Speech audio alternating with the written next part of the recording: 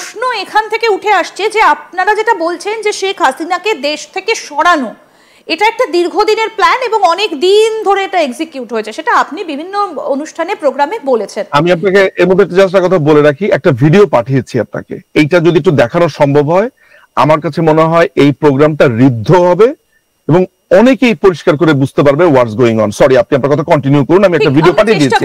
আমরা চেষ্টা করব এই ভিডিওটা দেখানোর চেষ্টা আমরা করব। এবার প্রশ্ন হচ্ছে যে শেখ হাসিনাকে দেশ থেকে সরানো এই যে প্ল্যান, সেটা আপনিই বলেছেন বিভিন্ন অনুষ্ঠানে যেটা অনেক দিন ধরে এক্সিকিউট হয়েছে এবং শেষ পর্যন্ত সফল হয়েছে যারা এটা চেয়েছিল।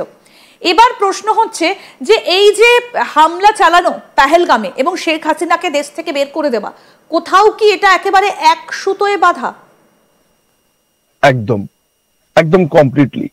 আমি বারবার মাথা কুটে মরছি একটা ব্যাপারে, সেটা হচ্ছে যে জর্জ সরোজদের পরিকল্পনাটা হচ্ছে মোদিকে খেদাও, সিম্পল অ্যাজ দ্যাট। এক লাইনে যদি আমি আমার বাংলা ভাষাতে বলতে চাই, এই অ্যান্টি মোদি ক্যাম্পেইনের ব্যাপারে, মোদিকে এখান থেকে সরানোর ব্যাপারে একটা বড় বাধা ছিল বাংলাদেশ, অর্থাৎ বাংলাদেশ অঞ্চলটাকে ব্যবহার করতে পারা না পারা, এটা ছিল ইস্যু, আপনাকে বুঝতে হবে।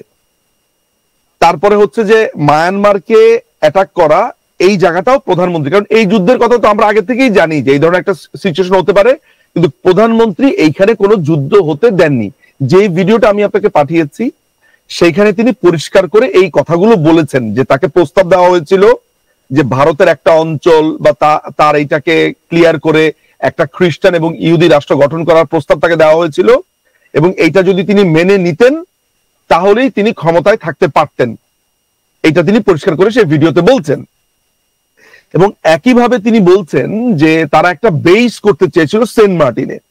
তো আলটিমেটলি যেটা হচ্ছে যে এখানে এই অঞ্চলে যদি ভারতের সাথে একটা যুদ্ধ করতে হয় তাহলে প্রথমে তার যে বাধা, অর্থাৎ বাংলাদেশকে ব্যবহার করবার প্রেক্ষিতে যে বাধাটা, সেটাকে দূর করতে হবে। সেই বাধাটা পাহাড়ের মতো দাঁড়িয়েছিল কে?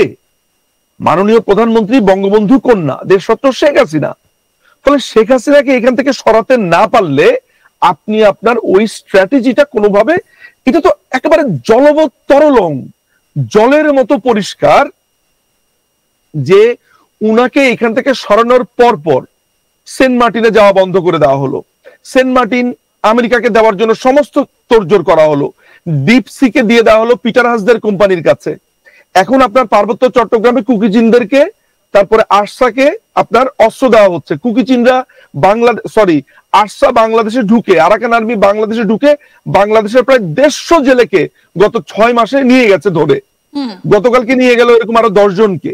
আলটিমেটলি তো এটা আপনার চোখের সামনে খুবই পরিষ্কার যে এই অঞ্চলটাতে, এবং এরই মধ্যে আমরা জানি যে আইএসআই আপনার 3টা জায়গাতে সোফার ঘাঁটি গেড়েছে।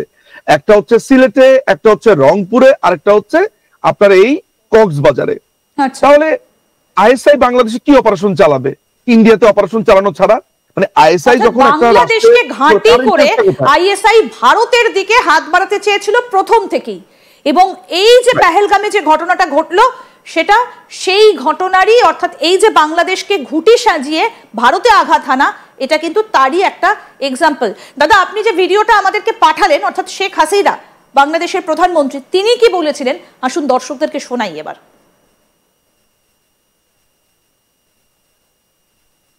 মিয়ানমার এখানে একটা খ্রিস্টান স্টেট বানাবে, এর পরের যেটা ষড়যন্ত্র সেটা হচ্ছে ইলেকশনই হতে দেবে না, তবে দেবে। আর আমার ক্ষমতায় আসতেও অসুবিধা হবে না যদি আমি বাংলাদেশে কারো এয়ারবেস করতে দিই, ঘাঁটি করতে দিই, তাহলে আমার কোনো অসুবিধা নাই। কোনো এক সাদা চামড়ারই প্রস্তাব, ইস্তিমোর মতো বাংলাদেশেরও একটা অংশ নিয়ে, তারপরে চিটাগাং, মিয়ানমার এখানে একটা খ্রিস্টান স্টেট বানাবে, বে অফ বেঙ্গলে একটা ঘাঁটি করবে। তার কারণ হচ্ছে যে বে অফ বেঙ্গল এবং ভারত মহাসাগর, এখানে প্রাচীনকাল থেকে ব্যবসা বাণিজ্য চলে।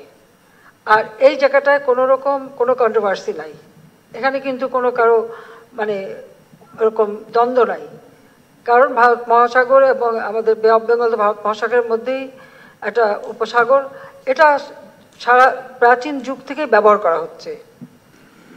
এই জায়গাটার উপরে অনেকেরই নজর, তো সেটা আমি হতে দিচ্ছি না। এটাও আমার একটা অপরাধ। কারণ এখানে মানে এয়ারবেস করে কার উপর হামলা করবে? যদি একটা দেশকে দেখানো হয়, কিন্তু সেটা তো না, আমি তো জানি আরো কোথায় যাবে। যে কারণে আমাদের কিছু সমস্যা সবসময় পড়তে হবে, আমি জানি, কিন্তু আমি এটা পাত্তা দিই না, সোজা কথা। আমি একই জবাব দিচ্ছি, স্পষ্ট যে আমি বঙ্গবন্ধু শেখ মুজিবের মেয়ে। আমরা যুদ্ধ করে বিজয় অর্জন করে দেশ স্বাধীন করেছি। দেশের অংশ ভাড়া দিয়ে বা কারো হাতে তুলে দিয়ে আমি ক্ষমতায় যেতে চাই না, আমার ক্ষমতার দরকার নাই। যদি জনগণ চায় ক্ষমতা আসবো, নইলে আসবো না। এই কথাগুলি বললাম, যে কথাগুলি সকলে জানা উচিত। দেশের মানুষ হচ্ছে আমার শক্তি, মানুষ যদি ঠিক থাকে আমরা আছি।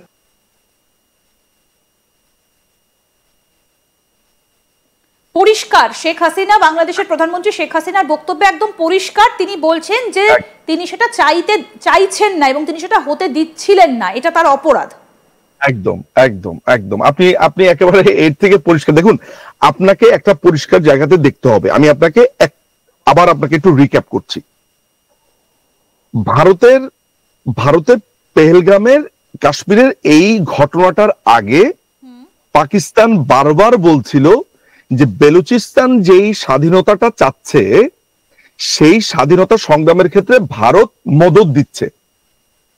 এটা আপনার কানে এসেছে কিনা আমি জানি না, এটা বড়ভাবে বলা হচ্ছিল, তাদের পক্ষ থেকে বারবার বলা হচ্ছিল। এবং তারা এটাও উল্লেখ করেছে যে বাংলাদেশ ফ্রন্টে যা হচ্ছে সেইটা থেকে চোখ ঘুরাবার জন্য ভারত এটা করছে। তার মানে কি বাংলাদেশের নামটা এসে গেছে? আচ্ছা, বাংলাদেশের নামটা এসে গেছে এখানে। অর্থাৎ দেখেন, ঘটনা ঘটেছে কাশ্মীরে, সেই কাশ্মীরের যোগসূত্র টানছে হচ্ছে বেলুচিস্তানের, এবং বেলুচিস্তানের ঘটনাতে ওইটার ক্ষেত্রে তারা টানছে হচ্ছে আপনার বাংলাদেশের ইস্যুটাকে। এখন জিনিসটা কিন্তু খুব সিম্পল। আপনার 5ই অগাস্টের পর থেকে 7 সিস্টার্স কে কেড়ে নেব, 7 সিস্টার্স কে দখল করব, কলকাতাকে 4 দিনে দখল করব, তারপরে হচ্ছে যে এই জায়গা আমাদের, 7 সিস্টার্স আমাদের, চিকেন নেক বন্ধ করে দিব, ওরা ল্যান্ডলক, আমরা হচ্ছে সমুদ্রের গার্ডিয়ান, চায়নাকে ডাক দিয়ে নিয়ে আসছে এখানে ইকোনমিক জোন করার জন্য, গভীর সমুদ্র বন্দরে আপনার এক্সিলার এনার্জিকে দিয়ে দেওয়া, আমেরিকান রণতরীগুলোকে আনার জন্য এক ধরনের সিদ্ধান্ত গ্রহণের চিন্তা ভাবনা করা, এই সমস্ত কিছু নির্দেশ করে যে এই অঞ্চলটাতে 1965-এ যে ওয়ারটা হয়েছিল ভারত পাকিস্তানের ক্ষেত্রে, ওই সময়টাতে তো দুই দিকে পাকিস্তান ছিল। ওরা চাচ্ছিল যে স্ট্র্যাটেজিক্যালি এই সেম ফ্রন্টটাকে আবার ক্রিয়েট করবার জন্য, অর্থাৎ পূর্বাঞ্চলে তারা এক ধরনের অ্যাটাকিং পজিশন তৈরি করা, অ্যালং উইথ নাও নতুন করে একটা মাথা ব্যথার কারণ হয়েছে এই মিয়ানমার কেন্দ্রিক আমেরিকান ইন্টারেস্ট, আর অন্যদিকে আপনার আইএসআই এর 7 সিস্টার্স ইন্টারেস্ট।